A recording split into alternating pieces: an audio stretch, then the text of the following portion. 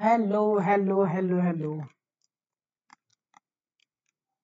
Greetings to you.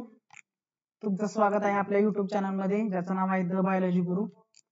Last टाइमला आपण एक मॅथ्स पार्ट 2 मधील चॅप्टर नंबर 1 चालू केला होता ज्याचं नाव होतं सिमिलॅरिटी. त्यालाच मराठीत काय सांगतो? मराठीत त्याला आपण काय म्हणतो? समरूपता. समरूपता, समान दिसणं, त्यालाच म्हणतात समानता. सिमिलॅरिटी हे वेगवेगळे जे शब्द आहेत, शब्द वेगळे आहेत पण अर्थ हा त्या दोघांचा सेम आहे. आज त्या चॅप्टर मधला आपण पुढचा जो काही भाग आहे किंवा बीट आहे ते चालू करतोय. बघा, हे बीट काय आहे? प्रमाणाचा मूलभूत प्रमेय, म्हणजेच काय? Basic proportionality theorem. आपण काय करतोय की हा प्रमेय आपण शिकणार आहे आणि या प्रमेयाच्या आधारित जे काही एक्झाम्पल्स असतील ते पण आपण स्टडी करणार आहे. तत्पूर्वी आपल्या चॅनलला तुम्ही सबस्क्राईब केलं नसेल तर प्लीज आपल्या चॅनलला खाली रेड बटन दिसते, तुम्ही चॅनलला सबस्क्राईब करा आणि व्हिडिओला लाईक करा.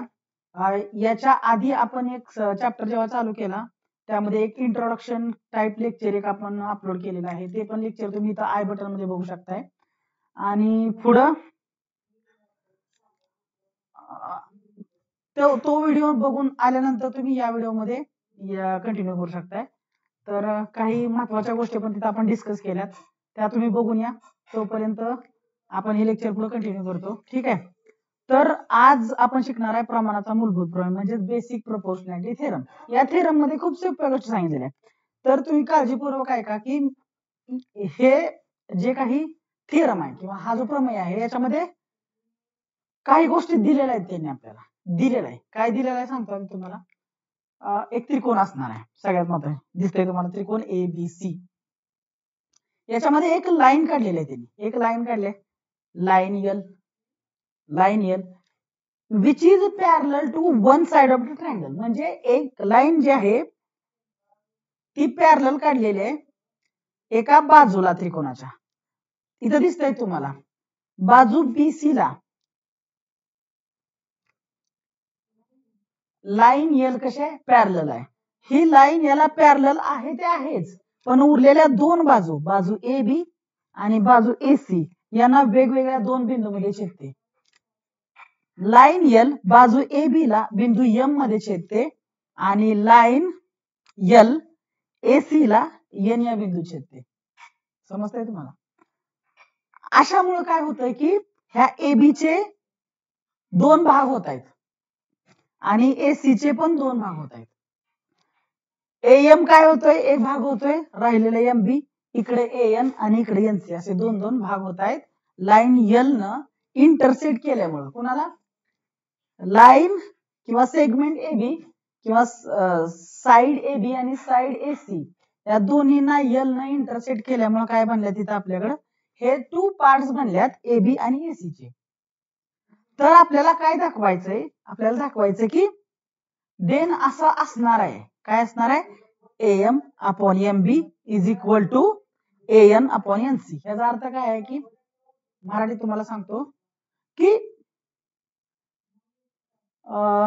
प्रमाणाचा मूलभूत प्रमेय असं सांगतो की एका त्रिकोणामध्ये एका बाजूला समांतर असणारी रेषा उरलेल्या दोन बाजूंना वेगवेगळ्या बिंदूत छेदत असेल तर ती लाईन त्या दोन बाजूंना प्रमाणात काय करते? प्रमाणात विभागते. म्हणजे इंग्लिश मध्ये काय म्हणायचं आपल्याला? when a line is parallel to one of the side of the triangle, then that line, if it divides remaining two sides of the triangle in a different 2 points, then it divides those two sides in a equal proportion. Equal proportion मध्ये काय करणार आहे? Divide करणार. असं आहे.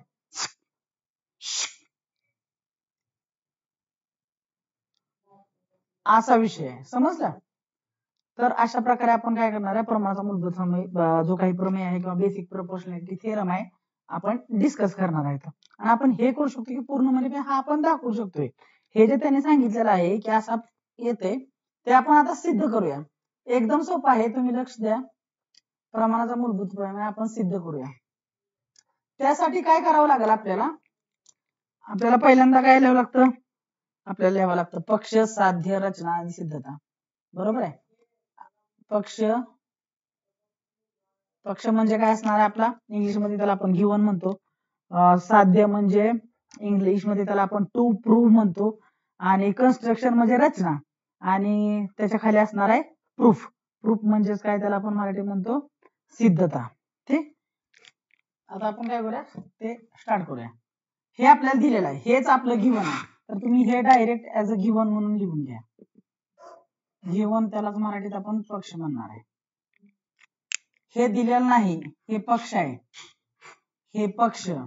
ठीक आहे, अजून एकदा लिहूया तुमच्यासाठी काय पण.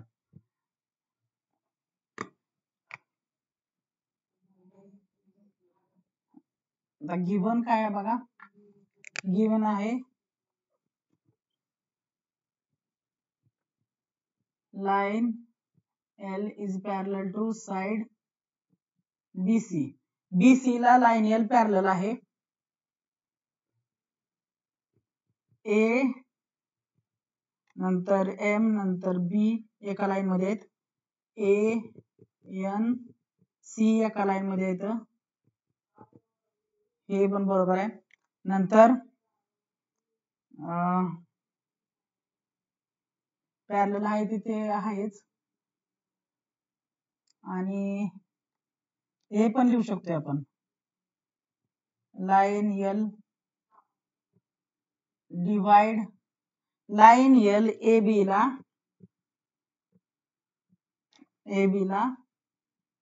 M या बिंदू छेदते. आपण काय करूया इथं सोपं घेऊया, MN नको, तर आपण समजण्यासाठी जे बुक मध्ये आहे तेच घेऊया. आपण बुक मध्ये काय आपल्या बघा P आणि Q आहे.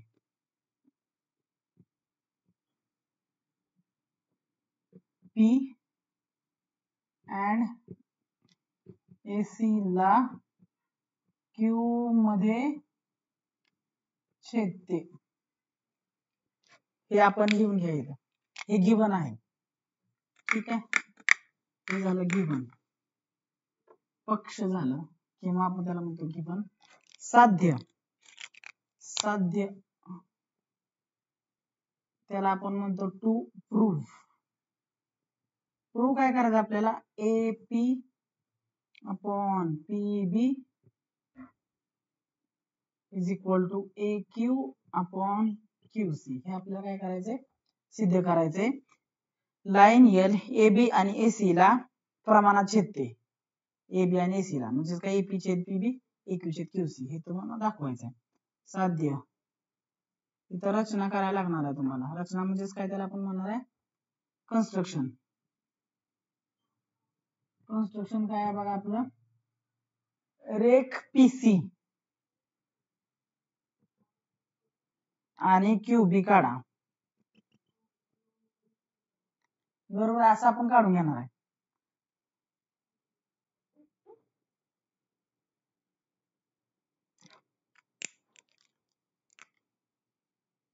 झालं, PC and QB ड्रॉन काढले. हे आपण काढायचे, हे काढून घेतलं तुम्ही.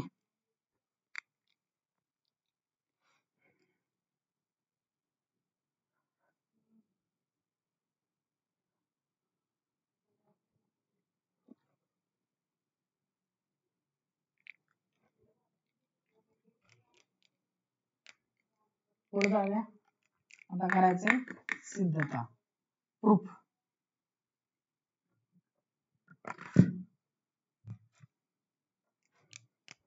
हे आहे प्रूफ. म्हणजे प्रूफ मध्ये काय असणार आहे बघा, पहिल्यांदा काय करू आपण, दोन ट्रँगल घेऊया. ट्रँगल APQ हा वाला एक, आणि ट्रँगल PQB, असे दोन ट्रँगल आपण घेऊया. म्हणजे कसे होणार सांगतो, म्हणजे या साइडचे ट्रँगल याची काय असणार, एक मिनिट मी तुम्हाला किचकट होऊ नये म्हणून काय करूया आपण, हे डायग्राम आपण एकदा अजून एकदा ड्रॉ करूया. ABC OMG L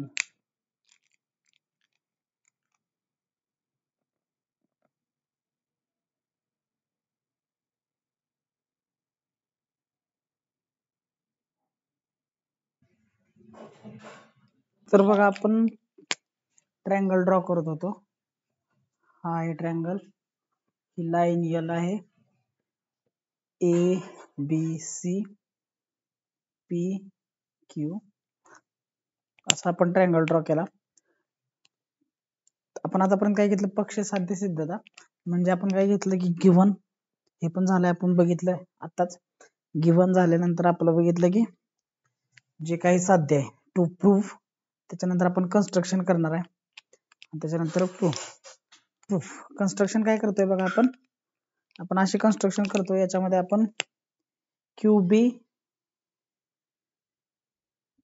joint PC is joined,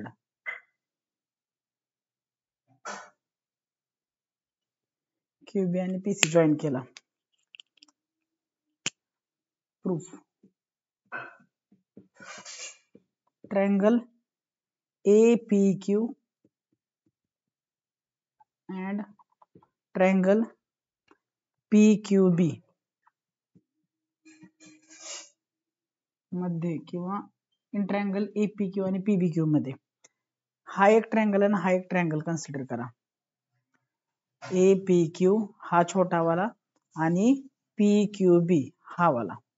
तर याच्यामध्ये काय होणार सांगा, हे दोन्ही ट्रायंगलचं पण एरियाचं गुणोत्तर, area of triangle APQ upon area of triangle PQB it is equal to काय होणार सांगा, APQ आणि PBQ किंवा PQB हे दोन्ही ट्रायंगल मध्ये काय असणार, दोघांची हाईट सेम आहे.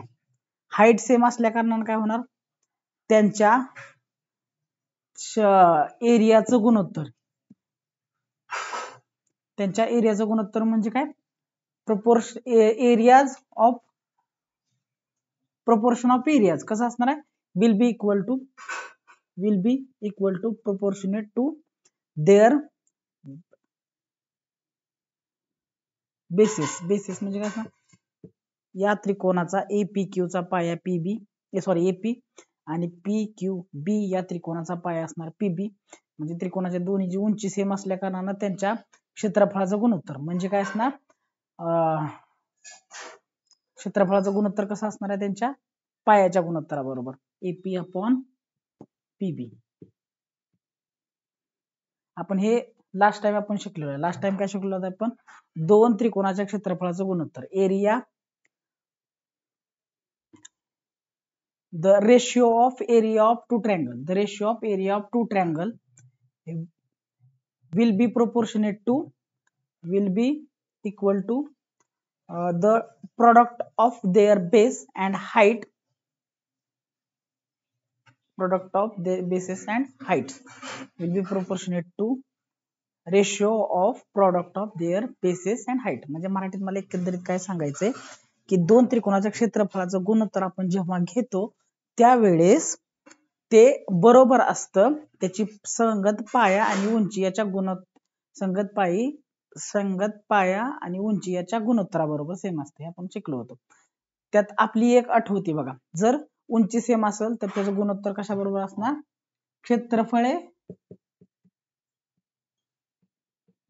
पायाच्या गुणोत्तरात असं. या एक नंबर द्या.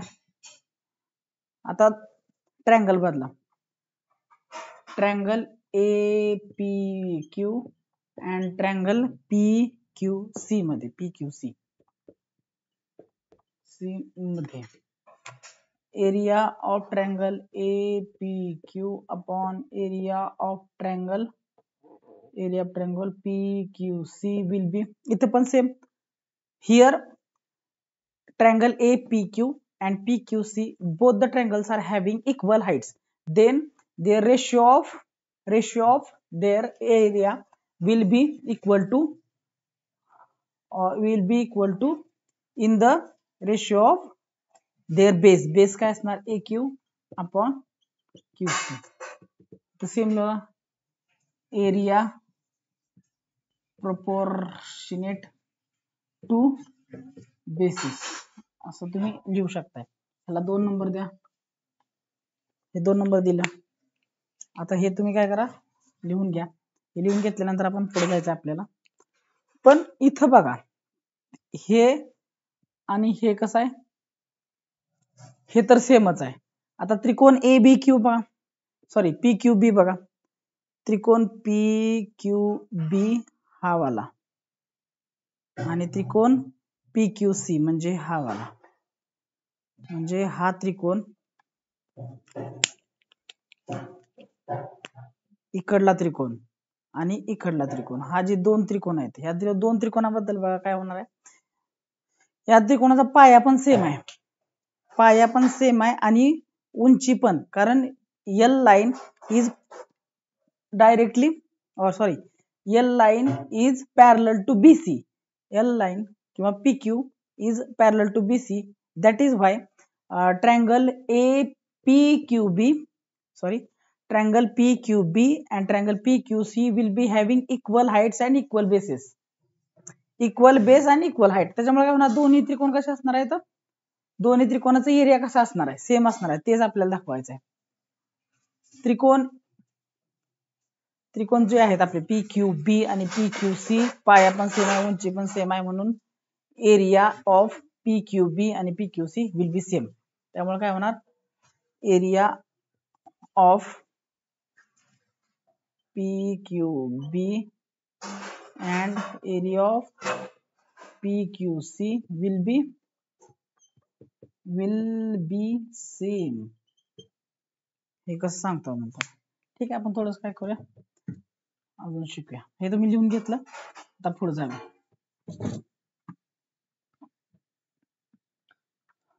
आता घ्या, in triangle PQB and triangle PQC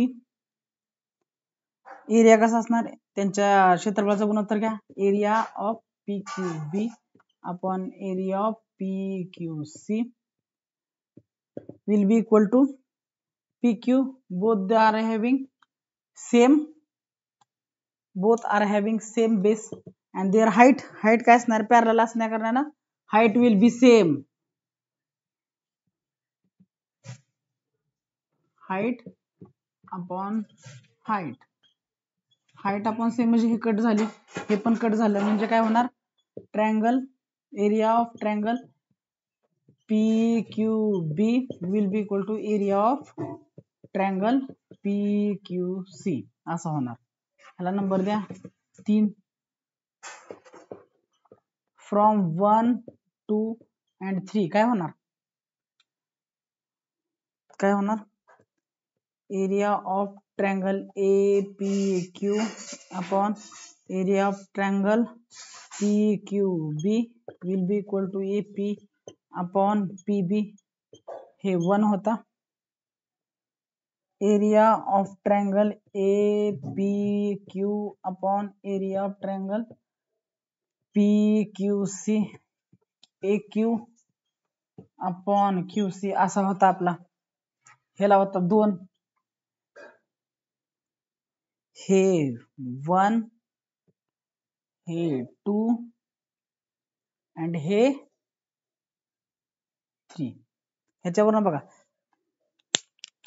हे तर काय आहे, this one and this one is same and we have proven PBQ आणि PQC ह्यांचा पण एरिया सेम आहे. 1 आणि 2 having left hand side equal, left hand side of equation number 1 आणि इक्वेशन नंबर 2, इक्वेशन 1 आणि 2 च्या डाव्या बाजू कशा आहेत, समान, म्हणजे उजव्या बाजू कशा असणार, सेम, म्हणजे काय होणार, AP अपॉन PB इक्वल आहे AQ अपॉन QC ला. इथे लिहू शकताय तुम्ही, साध्य झाले किंवा लिखता हेन्स प्रूव्ड, समजलं, हे तुम्ही लिहू शकताय. सो इथपर्यंत तुम्हाला व्हिडिओ आवडला असेल तर आपल्या व्हिडिओला लाईक करा, चॅनलला आपल्या सबस्क्राईब करून ठेवा, तुमच्या मित्रांबरोबर, मैत्रिणींबरोबर, क्लासमेट बरोबर आपला व्हिडिओ शेअर करा आणि त्यांना दाखवा. त्यात मध्ये काय अडचण असतील तर नक्कीच कमेंट बॉक्स मध्ये कळवा. ह्याचा जो प्रिव्हियस व्हिडिओ आहे लेक्चर 1 नंबर 1, त्याची लिंक मी कमेंट बॉक्स मध्ये देतो किंवा इथं आय बटन मध्ये सुद्धा तुम्हाला दिसून येईल. सो आय बटन मध्ये जाऊन तुम्ही तो व्हिडिओ पाहू शकताय आणि नंतर तो व्हिडिओ पाहून झाल्यानंतर हा व्हिडिओ तुम्ही कंटिन्यू करू शकता. ठीक आहे, तर पहिला जो काही सुरुवात होते आपण जे आपण घेतलं होतं बघा त्रिकोणाच्या क्षेत्रफळाचं गुणोत्तर, जे काय आपण शिकलो दोन त्रिकोणाच्या क्षेत्रफळाचं गुणोत्तर हे त्यांच्या संगत पाया आणि उंची यांच्या गुणाकाराच्या गुणोत्तरात असतं हे आपण तिकडे शिकलेलो आहे, ते तुम्ही त्या व्हिडिओमध्ये जाऊन बघू शकता. सो इथपर्यंत तुम्हाला काय अडचण असेल तर मला नक्की कमेंट बॉक्समध्ये कळवा. तर समजलं का तुम्हाला की आपल्याला काय म्हणायचंय, एखादी लाईन हे त्रिकोणाच्या एका बाजूला समांतर असेल, ती उरलेल्या दोन बाजूंना ए बी आणि ए सी ला वेगवेगळ्या दोन पॉइंट मध्ये छेदते, पी आणि क्यू मध्ये छेदते, तर ती लाईन त्या दोन बाजूंना प्रमाणात विभागते असं दाखवायचं. प्रमाणात दाखवलं आपण, काय अडचण नाही. सो आपण काय करूया, नेक्स्ट पुढे जाऊया. आता आपण काही एक्झाम्पल्स घेऊया याच्यावरती आधारित. आपण एक्झाम्पल्स काय करूया, एक्झाम्पल्स घ्यायच्या आधी पण फर्स्टली आपण काय बघायला पाहिजे, याचा व्यत्यास बघूया आपण. व्यत्यास म्हणजे काय, याचा कॉन्व्हर्स. याचा कॉन्व्हर्स काय असणार आहे, याचा कॉन्व्हर्स बघा मी तुम्हाला सांगतो कसा असणार आहे. कॉन्व्हर्स आणि प्रमेय म्हणजेच काय आहे की थेरम आणि कॉन्व्हर्स यामध्ये फरक काय आहे. तर आपला जो काही प्रमेय असणार आहे आणि व्यत्यास असणार आहे त्या दोघांमध्ये फरक काय आहे हे मी तुम्हाला सांगतो. पहिल्यांदा जेव्हा एखादा प्रमेय आपल्याला दिला जातो, आता कसं दिलं होतं आपल्याला बघा, या प्रमेयामध्ये एक लाईन पॅरलल आहे बीसी ला असं दिलं होतं, आणि ती लाईन पॅरलल असेल आणि पी आणि क्यू मध्ये वेगवेगळ्या बिंदूमध्ये उरलेल्या दोन बाजूंना छेदत असेल, तर ती लाईन त्यांना प्रमाणात विभागते, ए बी ला आणि एसी ला प्रमाणात विभागते असं दिलं होतं. म्हणून आपले AP upon P Q, AP upon P B आणि A Q upon Q C हे कसं आलं होतं, हे प्रमाणात आलं होतं. तर इथं उलट काय होणार ह्याच्यामध्ये की ऑलरेडी त्या प्रमाणात आहेत आणि ए बी ला आणि ए सी ला काय करतायत, ऑलरेडी ह्या कशा आहेत, प्रमाणात आहेत, दिलेला आहे आपल्याला. एपी अपॉन पी बी आहे ऑलरेडी, ए क्यू अपॉन क्यू सी हे गिव्हन असणार आहे. जे तिकडं प्रमेयामध्ये प्रूव्ह करायचं होतं ते इथं गिव्हन असणार. आणि एल इंटरसेक्ट, एल ही ए बी ला पी या बिंदूत छेदते आणि एल इंटरसेक्ट क्यू या बिंदूत, कुणाला, एसी ला, एसी ला क्यू या बिंदूमध्ये काय करते हे दिलेलं असणार आहे. असं जर असल तर लाईन एल पॅरलल आहे साइड बीसी ला, हे आपल्याला प्रूव्ह करायचं असतं. टू प्रूफ हे आपल्याला काय करावं लागतं, प्रूव्ह करावं लागतं. म्हणजे आपल्याला प्रमेयामध्ये जे आपला सिद्ध करायचं असतं ते ऍज अ पक्ष म्हणून आपल्याला व्यत्यास मध्ये दिलं जातं, आणि व्यत्यास मध्ये जे आपल्याला प्रूव्ह करायचं असतं ते तिकडं ऍज अ काय दिलेलं असतं, जे प्रूव्ह करायचं असतं ते ऑलरेडी तिकडं पक्षामध्ये दिलेलं असतं. उलट हा फरक आहे प्रमेय आणि व्यत्यास मध्ये. आता याच्यामध्ये प्रमेय आणि व्यत्यास ह्याच्यावरती जे काय आधारित एक्झाम्पल्स आहेत ते आपण इथं घेऊया. आता म्हणजे तुम्हाला हा प्रमेय समजायला एकदम सोपा जाईल. ह्याच्यावरती आधारित जे एक्झाम्पल आहेत त्याच्यासाठी आपण पहिले एक्झाम्पल घेऊया. बघा, एक ट्रायंगल आहे, असा ट्रायंगल आहे आणि असं काहीतरी आहे. तर ह्याच्यावरती आधारित एक्झाम्पल बघा कसं सोडवता येईल. पण असं पण सोडू शकते,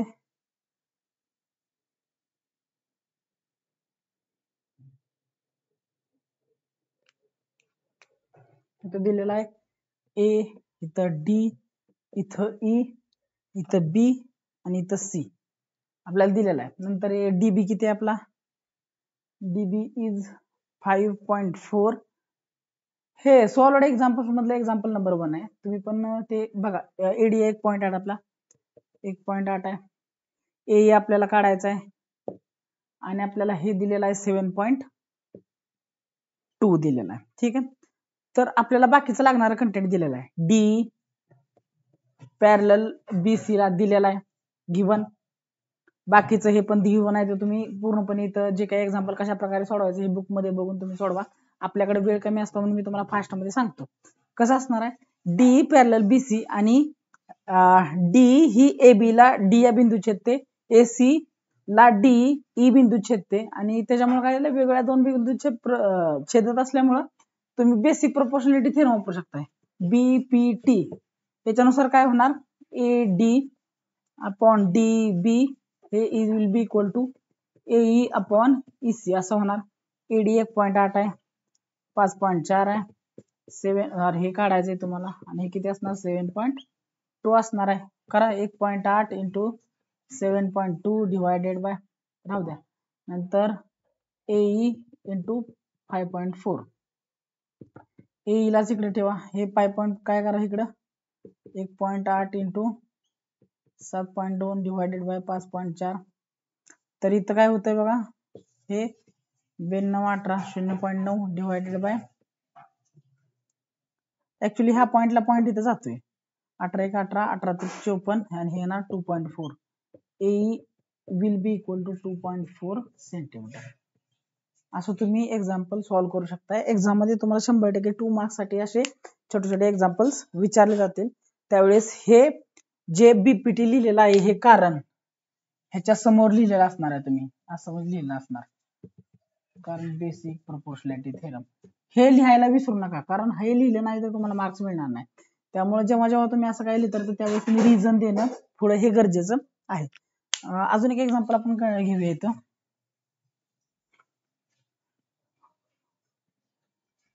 आता व्यत्यास आहे ना त्याच्यावरती एक एक्झाम्पल घेऊया. व्यत्यास कसा आहे बघा ह्याचा.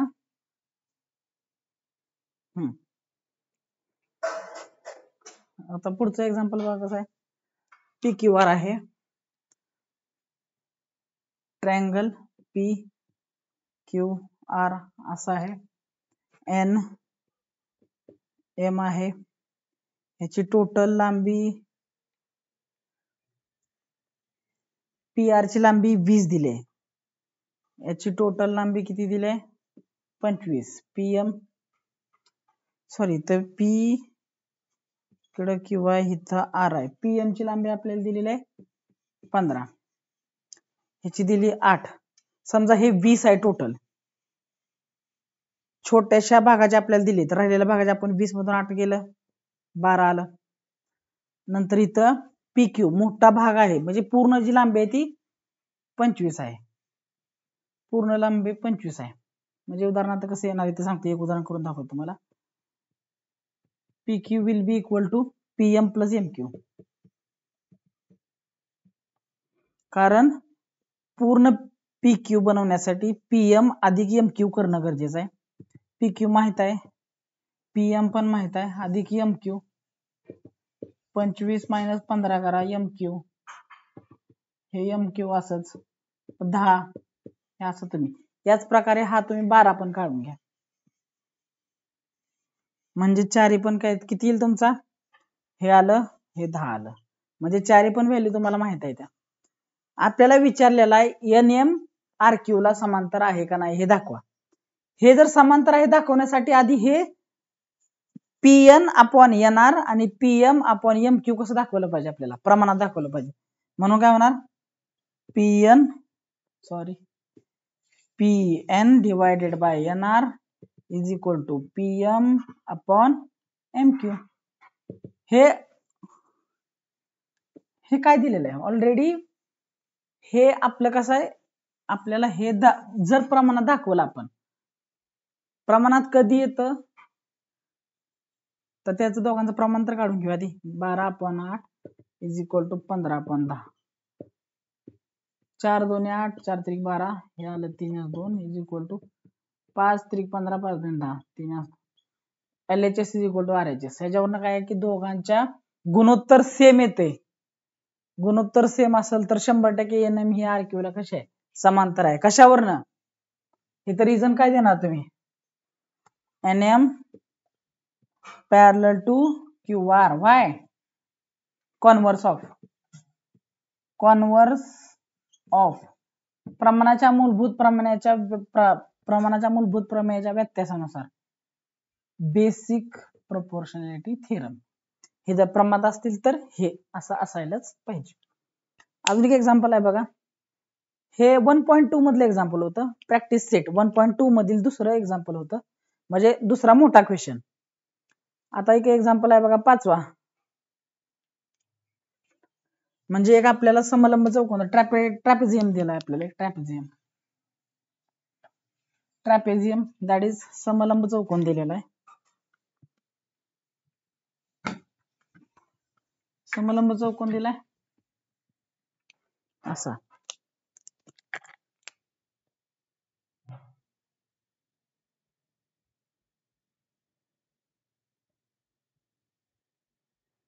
इथं आहे PQ, इथं आहे AB, इथं आहे DC. ऑलरेडी त्यांनी दिलेला आहे AB समांतर PQ समांतर DC असं दिलेलं आहे. हे तिन्ही एकमेकाला समांतर असतील तर ऑब्विसली बेसिक प्रोपोर्शनॅलिटी थेरम नुसार काय होणार, AP upon PD is equal to BQ upon QC होणार आहे. हे आधीच आपण लिहिले. आता काय काय दिलेलं आहे बघा, AP आपल्याला दिलेला आहे 15 छेद PD 12 बरोबर 14 दिलेला आहे, तर BQ काढा म्हणलेला आहे. मग सारखं 15 गुणिले 14 is equal to BQ into 12. 12 खाली आणा, 15 इंटू 14 तसंच ठेवा, 15 इंटू 14 बेसका 12 बेसती 14 is equal to BQ. 15 7 5 200 105 divided by 6 it is equal to BQ. हे किती येणार, 6 1 6 वरनं 4 5 6 7 42 42 3 राहिलं 0.20 म्हणजे सॉरी 6 5 30 म्हणजे किती येणार, BQ विल बी 17.5 सेंटीमीटर. इतकं सोपं आहे सोडवायचं. हे एक्झामला तुम्हाला 2 मार्क्सला कधी पण येणार. आणि सगळ्यात महत्त्वाचं एक्झामला कधी प्रमेय वगैरे विचारले जाऊ शकतात, आमच्या वेळेस विचारले जात होते. त्यामुळे तुम्ही पण काय करा की हे प्रमेय करून ठेवायला काय हरकत नाही, पण त्याच्यावर आधारित एक्झाम्पल, प्रमेय केला की एक्झाम्पल येतात. आणि तुम्हाला एक्झाम्पल कसं सोडवायचं माहित असेल तर तुम्हाला एक रिझन पण कसे द्यायचे हे पण समजत असेल. सो त्याच्यामुळं आतापर्यंत व्हिडिओला तुम्हाला काय अडचण असेल व्हिडिओमध्ये, समजला नाही एखादा पार्ट, ते मला कमेंट बॉक्समध्ये म्हणजे सांगा मला. आणि तुम्हाला व्हिडिओ आवडला असेल तर व्हिडिओला लाईक करा. या व्हिडिओमध्ये आपण इथंच थांबतोय. तुम्हाला काय अजून अडचणी असतील एखाद्या चॅप्टर मध्ये तर मला नक्की कळवा. आणि ठीक आहे, तोपर्यंत जय हिंद आणि जय महाराष्ट्र. ठीक आहे.